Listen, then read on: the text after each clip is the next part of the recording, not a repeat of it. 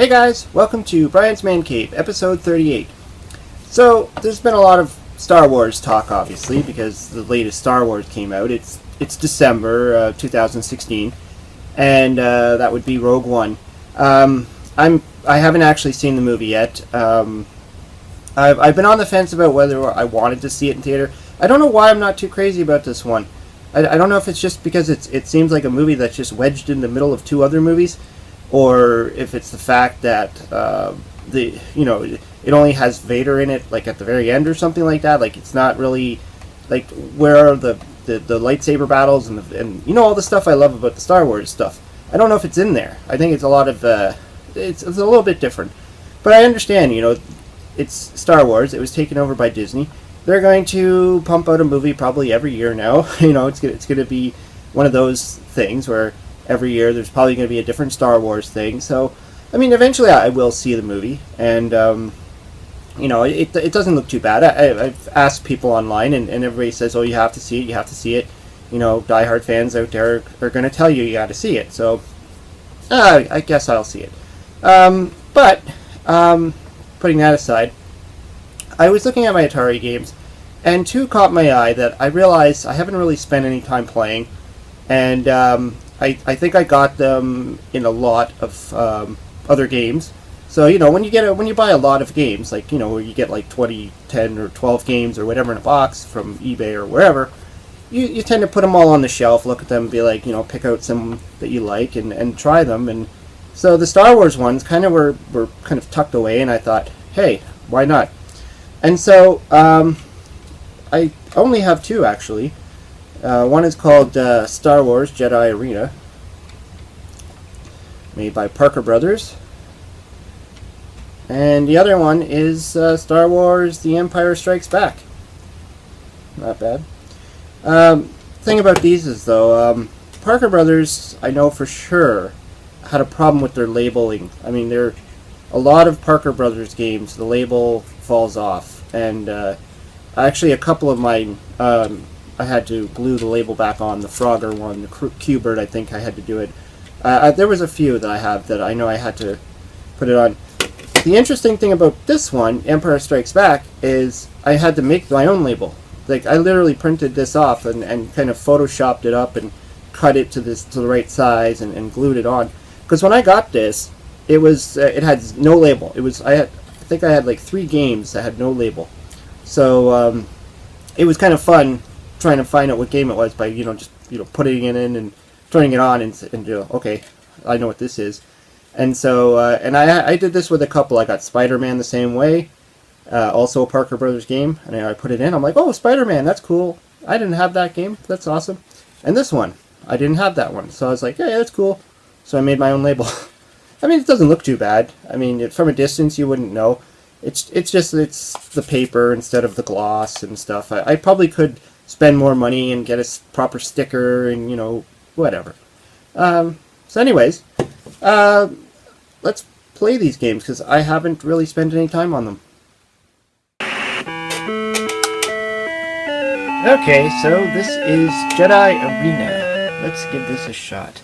Now, looking at this screen, I honestly, when I first plugged this in, I was like, what in the heck am I looking at? And, yeah. And the other problem I had was I felt like I wasn't doing anything. I started the game and nothing was happening. And what I realized after I started looking it up is I was trying to use a joystick, and this game doesn't use joysticks, it uses the paddle. Let's here reset the game. Now, I mean, at first glance, you kind of don't understand what this is. This looks like some kind of a radar or maybe not a radar, like a speedometer or something like that. I'm driving a car or something. And that thing in the middle, I was like, okay, obviously that's the whatever that thing was in Star Wars he was training with, Seeker or whatever. And I was kind of like, I kind of get it, but I don't get it. But of course, once I realized I have to use the paddle, things changed, and reading the manual helped. Understanding what the hell was going on with these lightning bolts flying everywhere. And the sound effects are kind of weird too. I mean, it sounds like a spaceship is taking off. And what's happening here is all of a sudden in the middle of the game, that seeker thing will just go nuts. So what I'm doing here is I'm trying to, I guess, deflect the lightning bolt from hitting the shield that's in front of me. See, it's about to go nuts again. When it goes nuts, nothing, you can't really do anything. You're just kind of trying to hit those lightning bolts. And then the other thing about this game is when you push the fire button, you actually get the seeker to shoot at your opponent. And so that's pretty much all you're doing. You're deflecting the lightning bolt, and you're trying to, I guess, use the seeker to hit the opponent. And once you break your shield, if you get a shot through the hole in the shield, you score a point. I mean, this is probably not what people would have expected when they bought this game off the shelf.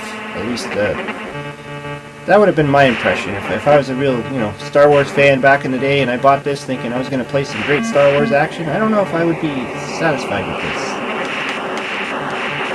It could be fun. I bet it's much better playing two-player. I mean, right now the computer's playing the red, which is at the top there, and I'm playing the blue, and yeah, I mean, I'm getting about 5 minutes worth of entertainment out of this, maybe. I just feel like I don't know, I don't understand what's going on.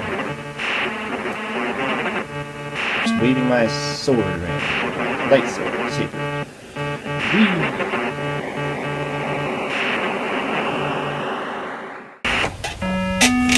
Alright, Empire Strikes Back.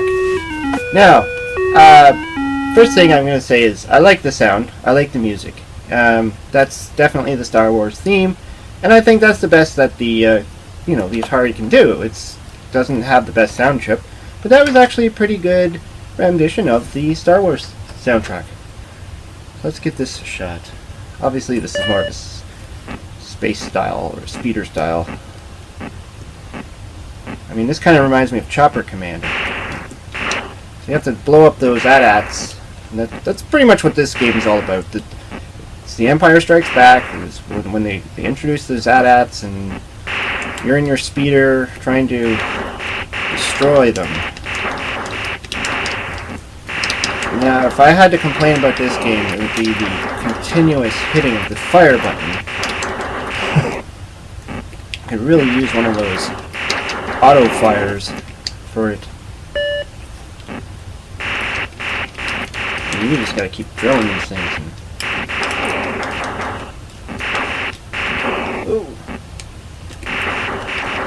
I mean, overall, it's not a bad game. It's kind of fun. You just want to blow stuff up. That's what this game is. You're trying to prevent them from getting to the very end of the screen, like to the very end. That's all you're doing. I think when I was reading the instruction manual, it said something about preventing them from getting to the base. I keep getting blown out of the sky here.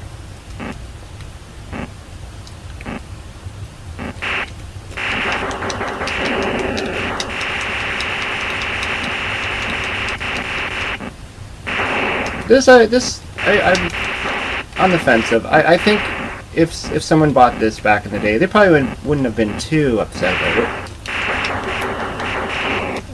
And short of that, there's not much else to do in it except shoot these things and try not to get shot.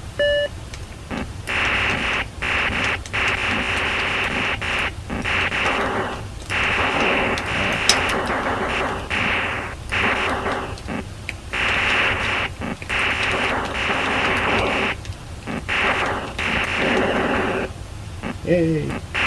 They just keep coming! How many are there?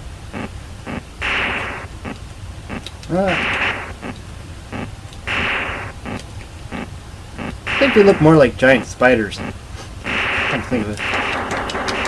Hi, spider. Oops.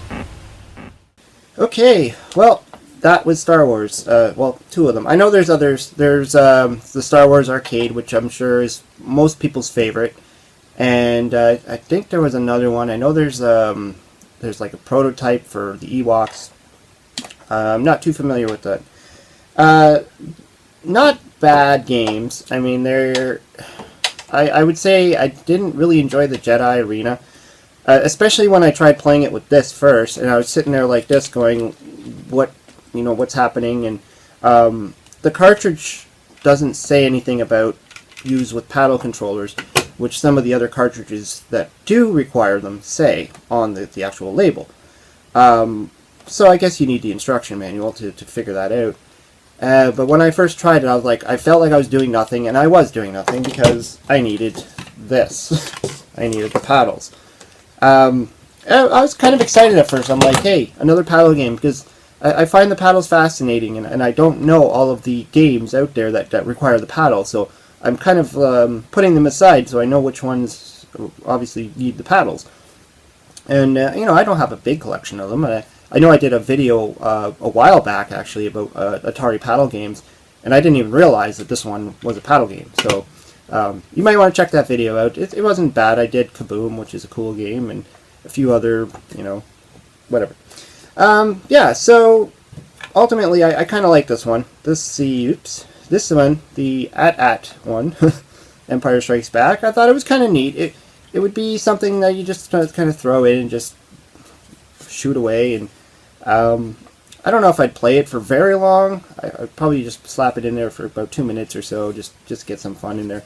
The music's great. I like the Star Wars theme throughout it. Kind of reminded me of the way they did it with E.T., where they had the E.T. song in there, and they did a good job in that. Surprisingly though, I like E.T., so I like the game better than I like this one. Yeah, I mean, they're not bad. They're not bad games. Maybe I'll get my hands on the other ones at some point in time. I'm not a crazy about the space style games, so, whatever. Anyways, I hope you liked the video. Let me know what you think of Star Wars games. I know there's a ton of them. Okay, I know every system has Star Wars games, and I don't have many of them. I just got these two. So if you like Star Wars on any other system, like even if you want to go up to the PlayStation or the Xbox versions, let me know in the comments below. And let me know what you think of the video, and hope you subscribe. Talk to you later.